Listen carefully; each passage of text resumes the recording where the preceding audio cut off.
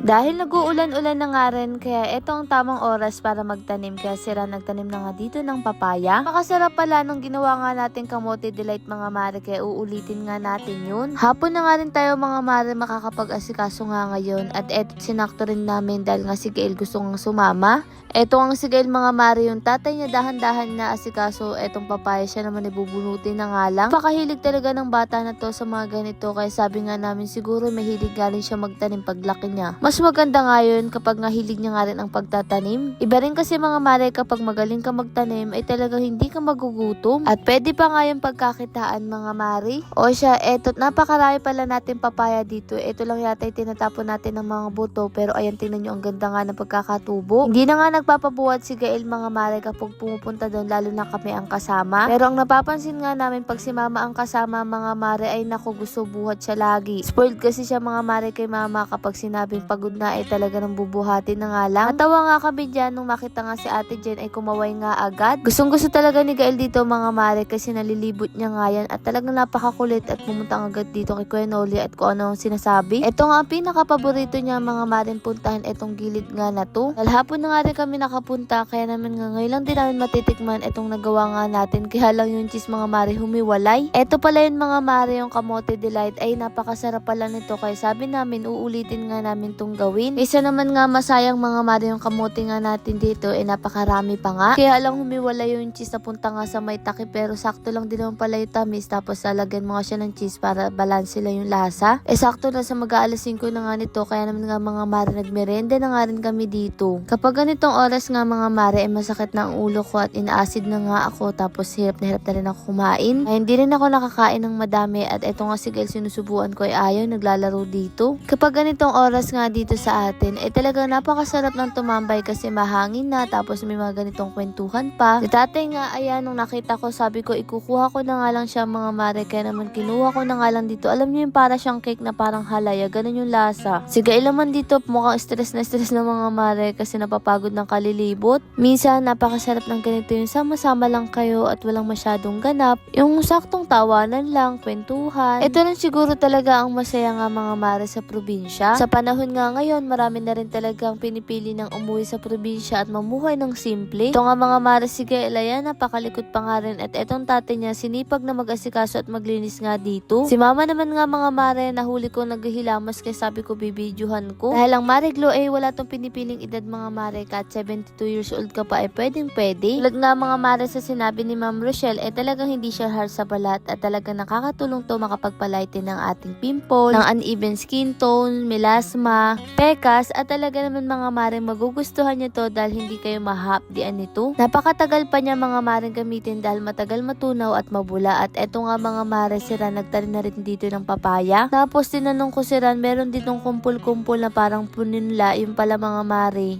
sitaw nga yun na itinanim nga ni tatay dito. At eto't pinapakita ko nga lang sa inyo mga mare, mula nung hindi na ako gumamit ng Mare Glo dahil buntis nga tayo. Yung mga sumpa ko mga mare, ayan lumabas na nga dahil nga wala na akong ginagamit kundi safeguard lang. Pero si baby number 2, ayan mga mare, medyo malaki na nga siya, at tingnan nyo naman nga mga mare, malaki-laki na rin talaga ang tiyan ko. At makikita nyo rin pala mga mare sa paligid natin, nagkala talaga ang pagkarami-raming talong kasi nga hindi tayo nakakapitas. Kung kumuha lang kasi kami dyan mga mare, sakto lang na pang ulam, hindi kami kumukuha ng sobra kasi masasayang lang. Habang naghahawan dyan sila, napansin ko eto mga maring saging, tapos sabi ko ay naku mga mare, kung nagsasalita lang to nagalit na dahil gusto na magpakuha. Nakita pa nga ako ditong tumutubo mga maring saresa. Inyo ba mga mare, ang punong saresa may iba pang bang tawag? At eto nga si Gail binuhat ko kaya lang ayaw magpabuhat. Kinuha na nga ni Ran mga mare etong mga talong kasi masasayang nga lang to, kaya naman nga tilagay niya na nga dito sa plastic. Ilin niya na nga ito mga maring hindi nga bulok para ibigay. At eto nga mga mare, napakarami pa nga niyang nakuha. Lagi ko nga sinasabi, ang marunong magtanim ay merong aanihin at hindi gugutumin. Tingnan niyo naman nga mga mare, kung sa iba nga ibinibili to, sa atin ay kinukuha lang natin sa ating bakuran. Tapos mga mare, nung magagabi na nagsipaglakas na nga yung hangin, tingnan niyo, akala nga namin ibubuhos nga agad yung malakas na ulan. Kaya kailangan na rin ibaba dito mga mare yung lona kasi alam niyo naman nga mababasa nga dito. Lord, marami pong salamat sa lahat ng blessing, syempre sa inyo mga mare. Paano ba yung bukas na lang ulit?